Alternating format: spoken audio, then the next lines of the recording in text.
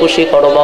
তাফসীর কারকরা বলেন একটা কারণ হতে পারে পরবর্তী মক্কা বিজয়, 2 নাম্বার কারণ হতে পারে মেরাজের রজনী, 3 নাম্বার হতে পারে রোজ হাসরে আমার নবীকে আল্লাহ সুপারিশকার বানাবে। এই 3টা কারণের একটা হতে পারে ওয়ালা সাউফা ইউতিকা রাব্বুকা ফাতারদা। আল্লাহ বলেন বন্ধু আপনাকে অচিরেই খুশি করব। যেমন আপনারা দেখছেন দলের জন্য যদি কোনো নেতায় মার খায়, কথা হয় না? চিন্তা করছেন অবস্থা পাগল কিশোর গ্যাং ম্যাং দিয়ে আপনার এলাকা বইরা লেছেন। হ্যাঁ কথা মনোযোগ আছে না সাইরা দিতা কথাগুলি মনোযোগ দেন। দুনিয়ার দলের জন্য যদি নেতায় মার খায়, মনে করেন বিএনপির যত নেতা আছে মার খাইছে কার কাছে? আওয়ামী লীগের কাছে। জনমের বাড়াম খাইছে না? আমার কথা বলে না, বাড়াম দিছে তো আওয়ামী লীগের ভিড়াইছে। তখন এই যে নেতারে মারলো, এই নেতার এখন প্রমোশন বাড়ছে না কমছে? কারণ বিএনপির যতগুলো নেতায় মার খাইছে দলের কাছে তার প্রমোশন বেড়ে গেছে। তাহলে বোঝা যায় মায়ের খাইলে কি বাড়ে? প্রমোশন বাড়ে। আবার যদি বিএনপির কাছে আওয়ামী লীগের জনমের মতো মার খায়, তখন দেখবেন আবার ক্ষমতায় আসলে ক্ষমতায় আর আমার সম্ভাবনা নাই। ঠিক নেই? ফাঁসি তো অলরেডি ফাঁসির রায় হয়ে গেছে না? এখন আমরা এটা বেশি একটা খুশি না। কেড়ে খুশি না? আমি মিষ্টি মিষ্টি আমিও খাওয়াইলাম, কিন্তু খুশি না কেড়ে জানেন? বাংলাদেশে তা কত রায় হইয়া বয়ে রয়েছে, কার্যকর হয় না। হ্যাঁ, যেদিন শুনুন যে জুলাই লিছে এদিন না হয় আপনারা খুশি করে। বাংলাদেশের একটা ফরমালিটি রক্ষা করতেও পারে, এই জন্য বেশি একটা আনন্দ হওয়ার কিছু নেই। আবার অনেকে ঘোষণা দিতেছে আমরা আইলে সব খালাস করে দিব, আইলে সব শেষ করে দিব। তো দরদি আছে না, এই জন্য তো খুশি হওয়ার কিছু না। একটা রায় দিছে, ফরমালিটি রক্ষা করছে। কারণ ওই যে একটা প্রদীপ আছে না, প্রদীপ, হ্যাঁ প্রদীপরে চিনেন না? মাইরা লাইছে যে একজন সেনাবাহিনী, এর ফাঁসির রায় কত বছর আগে, ওখানে হেরে মূর্তির মতো সাজায় তো রাখছে। ঠিক আছে, ফালতুবাজি না আমরা দেশে। এই বদমাইশগুলি রে বলার দরকার যে তোরা যে ফাইজলামি করস, কত মানুষের প্রাণ নিছে, এটির ধ্বংস করস না করে, এটির ফাঁসি গাছ ঝুলা, এটির রেখে দিছে। তো পরবর্তী যেগুলার রায় দিব ওইগুলো ফাঁসি দিব, কতটুকু বিশ্বাস হয় আল্লাহ না জানে। সম্মানিত শুধু এই জন্য অত বেশি আনন্দ হওয়ার কিছু নাই। কারণ এরারও আবার দরদি আছে, কলিজার মানুষ আছে, হ্যাঁ আবার এর খালাস করে নেবে। কথা বলছেন, সমস্যা নাই। তো মূল কথা হইল যদি নেতা কার দলের জন্য মাইর খায়, ওই নেতার প্রমোশন বাড়ায়া দেয়, দল বাড়ায়া দেয়। ঠিক নেই? দেখবেন ক্ষমতায় আসলে পরে যে নেতা বেশি মাইর খাইছে তারা টাকা পয়সা দিয়ে হবে একটা কাজ করো, তুমি বিভিন্ন দেশে একটু ভ্রমণ করে আসো। কারণ তুমি তো অনেক মাইর টের খাইছো, আয়না করে থাকছো, বিভিন্ন পেশার তোমার মাথার উপর দিয়ে গেছে, একটু এনজয় করে আসো, মাইন্ডটা ফ্রেশ করে আসো। কোথায় যাইবা? ইউরোপ, আমেরিকা, সিঙ্গাপুর, বিভিন্ন দেশে, থাইল্যান্ড যাইবা। তো নেতায় যায় গিয়া সেরা সাগরের পাড়ে বোতল লইয়া বয়, বোতল টানে আর এনজয় করে, আর হুর ফুরি তো সামনে আসোই। এটার নাম এনজয়। এটার নাম কি? বোতল টানন আর হুর ফুরি নিয়ে নাচানাচি করা সাগরের পাড়ে, এটার নাম হলো এনজয়। নেতায় যদি মায়ের খাওয়ার পরে এনজয় হওয়ার সুযোগ পায়, আল্লাহ কয় আমার বন্ধু আমার দল করতে গিয়ে আমার গেছে। বলুন আল্লাহর রাসূল খার দল করছে, মায়ের খাইছিনি, গালি শুনছিনি? আল্লাহ কি কয়? দুনিয়ার নেতারা যদি ভ্রমণ করার সুযোগ পায়, প্রমোশন বাড়ে, আমার বন্ধু আমার দল করতে গিয়ে মায়ের খাইছে, আমি আমার বন্ধু প্রমোশন বাড়ায় দেব, আমি আমার বন্ধুরে ভ্রমণ করাবো।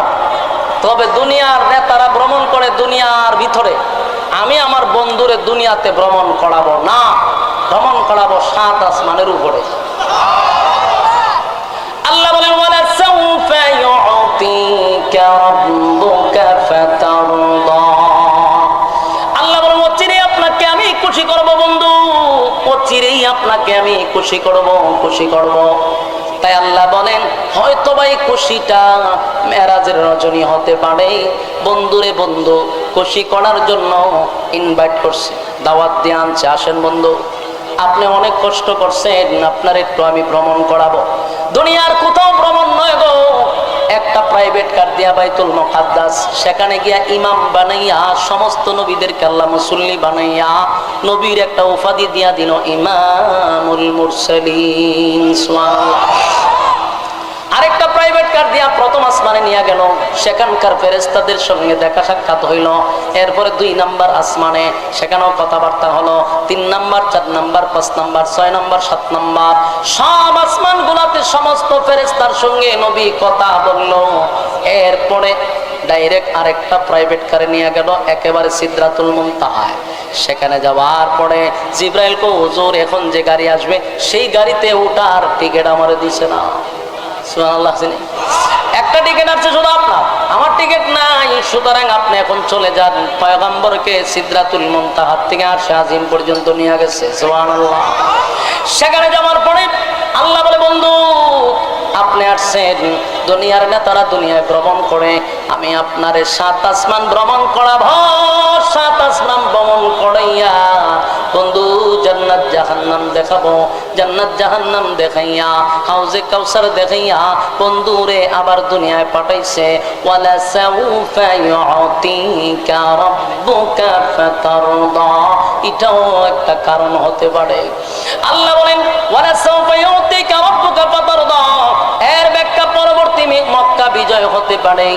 তার মানে আল্লাহ প্রতিটা আয়াতে আমার নবীরে খুশি করছে। জোরে জোরে কোন সুবহানাল্লাহ। এরপর আল্লাহ বলেন আলাম ইয়াজিদকা ইয়াতীমান ফাআওয়া।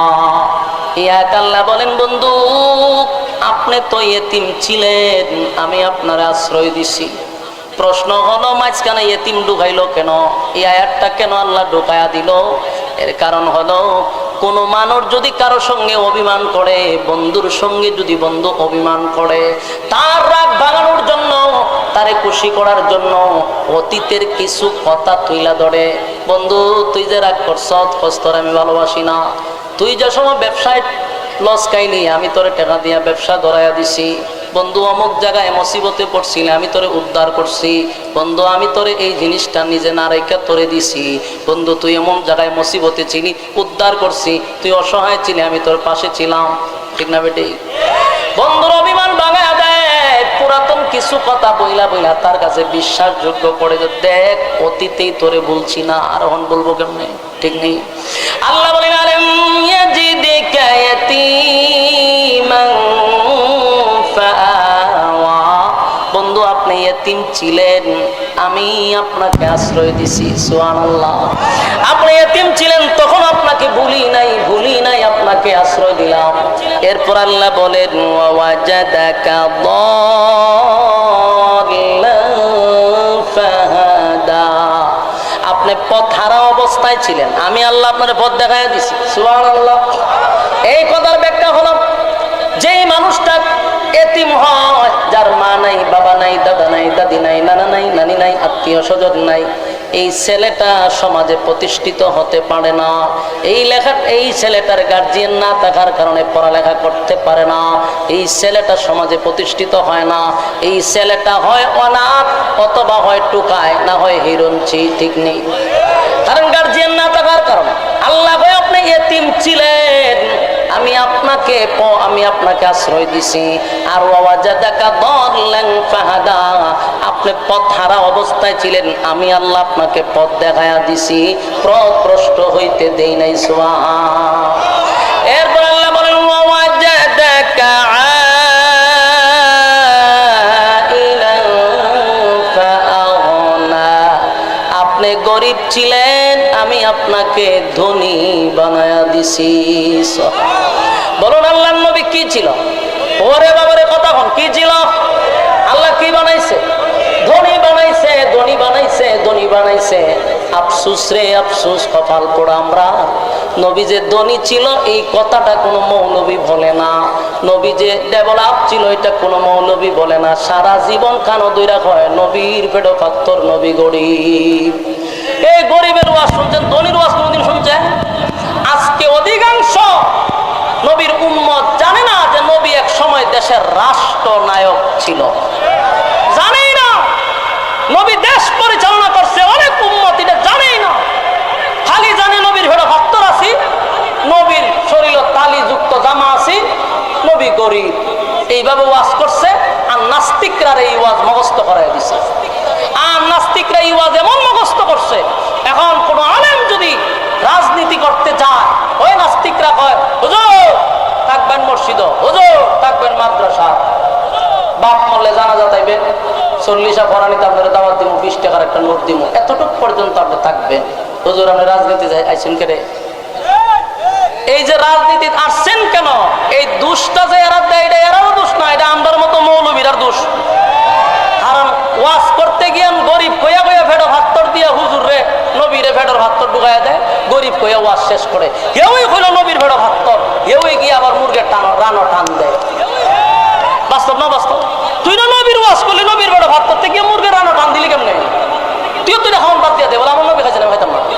বন্ডামি, পিঠের চামড়া তুলে লেবার দরকার ছিল। ওয়াজ অর্ধেক করস না করে। নবী গরিব ছিল, কথা সত্য। নবী দেশের রাষ্ট্রনায়ক ছিল, দেশ পরিচালনা করছে, সেই কথা বলো না কেন? শুধু নবী দেশ চালনা করে নাই, নবী দেশ পরিচালনা করছে, আবু বকর দেশ পরিচালনা করছে, উমর দেশ পরিচালনা করছে, উসমান দেশ পরিচালনা করছে, আলী দেশ পরিচালনা করছে, আলীর সন্তান দেশ পরিচালনা করছে। আমরা রাজনীতি পাইছি কই? আমরা জিগামু তোরা রাজনীতি পাইছ কই? আমরা জিজ্ঞাস কা, আমরা রাজনীতি কোথার থেকে পাইছি? যদি জিজ্ঞাসা করো, আমাদের বলার মতো এভিডেন্স আছে, বলতে পারবো রাজনীতি কোথার থেকে শুরু করছি, কোথায় গিয়ে শেষ করব, আমাদের শুরু আছে, আমাদের শেষ আছে। কিন্তু আমরা যদি তোরা কই কোথার থেকে রাজনীতি পাইছ, কসম খোদা বলতে পারবি না। আমরা বলে দিই কোথার থেকে তোরা রাজনীতি পাইছ, তোদের রাজনীতি হলো আবু জাহেলের কাছ থেকে, তোদের রাজনীতি হলো নমরুদের কাছ থেকে, তোদের রাজনীতি হলো ওই ফেরাউনের কাছ থেকে।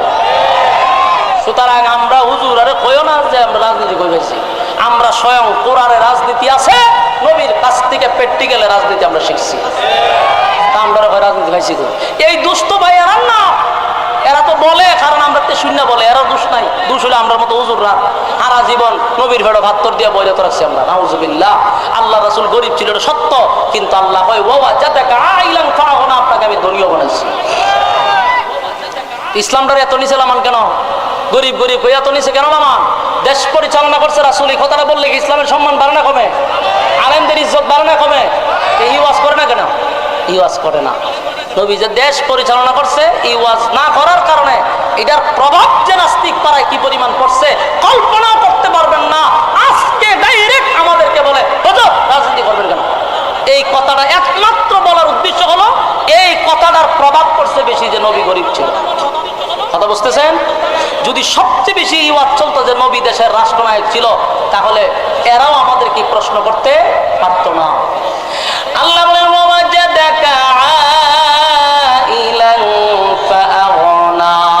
আপনি গরিব ছিলেন, আপনাকে ধনী বানাইছি, ধনী বানাইছি। খাদিজার কোটি কোটি টাকার সম্পদ ছিল রে। আল্লাহ নবীর কাছে বিবাহ বসার পরে সব সম্পদ নবীর কদমে ঢেলে দিছে, সব সম্পদ ইসলামের জন্য ব্যয় করছে। আমার যুবক ভাইরা, এই সূরা দুহা থেকে আপনারা কি পাইলেন? আল্লাহ এই সূরা নাজিল করে একের পর এক নবীরে খুশি করলেন।